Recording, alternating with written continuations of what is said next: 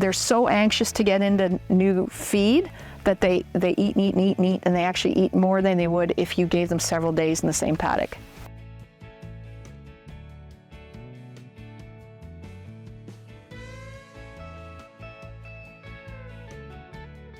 The other thing we do on our farm, as Nick was saying, we try to extend the season. We had last year, this field here was in corn, where the canola is now. So we graze the cows through the corn stalks. We'll put them through the red clover that was underseeded to the wheat. And then our other primary way of extending the grazing season is to add hay fields to our pasture rotation. And that's what we're in the process of doing here. And I'll explain the carrying capacity that we calculated for these steers, but to get them through the rest of the season, they need more than what's on this side of the road. So we're adding this side. So they're actually going to come into this alfalfa field probably beginning of the week, and then they'll go through the rest of these. And it's that way, rather than having a large pasture base that gets ahead of you, you can minimize the pasture base in the spring and add fields in later on. In the spring, the speed of the regrowth is 20 to 25 days, you'll get a pasture regrowing, but by this time of the year and beyond, we're looking at 40, maybe even longer and more days to get regrowth. So short of taking cattle away and reducing the number of cattle on grass, you have to add land. So the simplest method is to add pasture, but the challenge is that it's not necessarily fenced. And so that's been what we're working on here. We just finished, Kaylee and I finished this job last night. We haven't connected power to it yet, but so as we need the pastures, we're fencing them. But it is often an issue with hay fields that they are not fenced. If a group is well trained, we have some steers in Silverwater, they just have one strand of poly wire around them, and that's even along the road. So it just depends on the comfort level with the group as to what kind of fencing you'll need to add your hay fields to the rotation. We also stockpile pasture where we'll just rest a piece starting, say, in July, August, and then it'll be available either really late in the season, November, December, or even next spring, that we hold it over till next spring. But it's not always possible, so there is flexibility that's required in a system.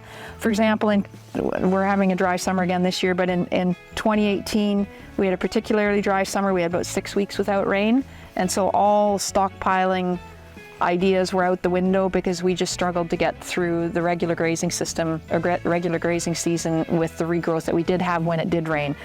We went from lush green pasture in June to just completely brown and burnt off by August, and then we started getting a little bit of rain. So it doesn't happen every year that you're able to stockpile, but if you can, it's a really good method of extending the season quite late, and the quality stays good. So my brother, he was the beef and sheep nutritionist for Omafra. He's in a different role right now, but before that, he also did a master's at New Liskeard which included measuring the quality of stockpiled pastures.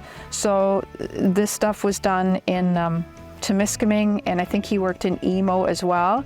So in November, right through from the 10th of November to the 28th of November, in stockpiled pasture, they were running crude protein levels of 10 to 12%, and digestibility, TDN, of 55 to 65%. And even in April, when those new green shoots started coming through, April 22nd, and I think this was at Amos Brielman's he's in Rainy River. Yeah, it was almost 12% protein on April 22nd and 56% TDN. So the nutrition is there, maybe not for a high demand class of livestock, but for a cow pre-calving or a dry cow, it's ample, or dry ewes, whatever.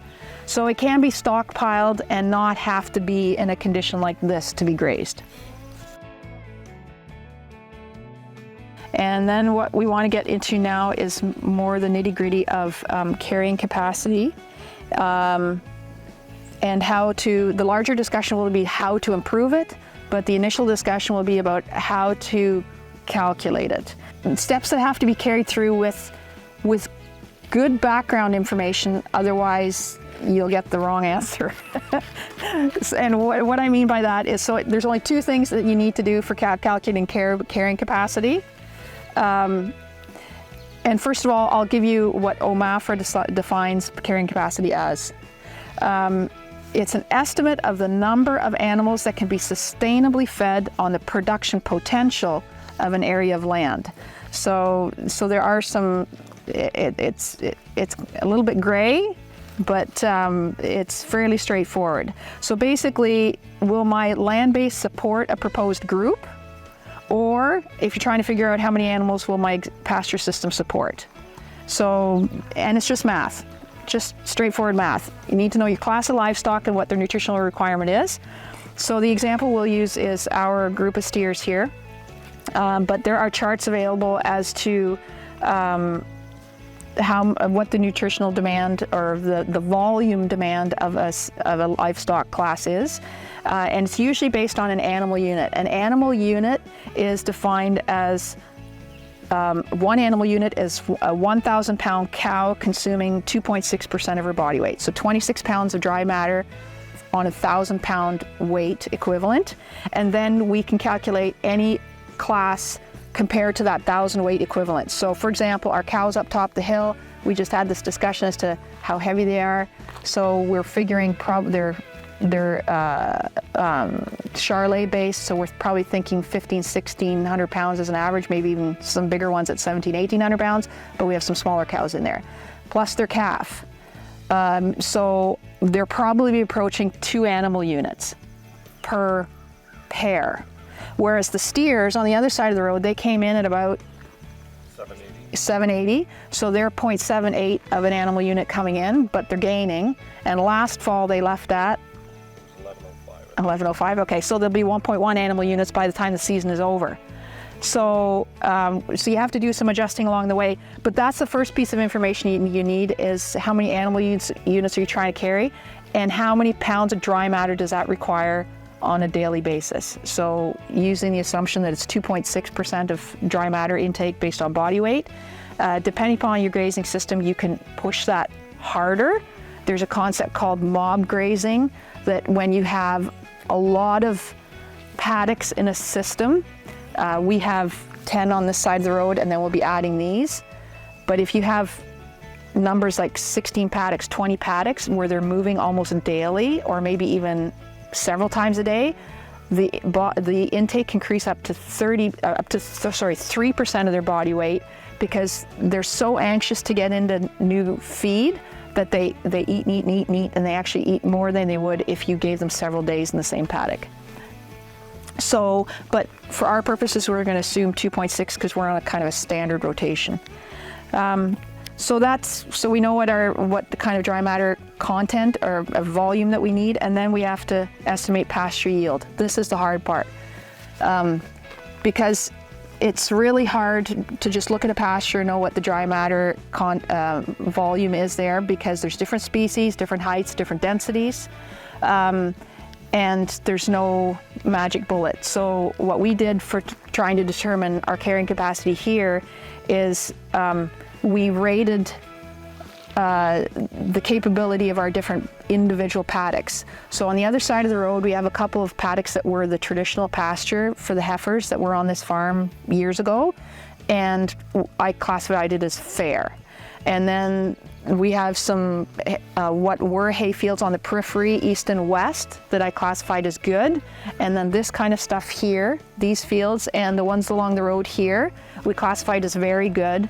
And so based on what we knew our hay yields were historically, we made did some calculations. There was about 1,200 pounds of dry matter available per acre per day on the very good stuff, about 900 on the good, and only 600 on the fair. So using those numbers, we did a bunch of math to determine how many steers we could carry here. But you have to estimate your yield somehow. So as I said, we used what we had found in the last few years to be our hay yields. And then there are other ways of measuring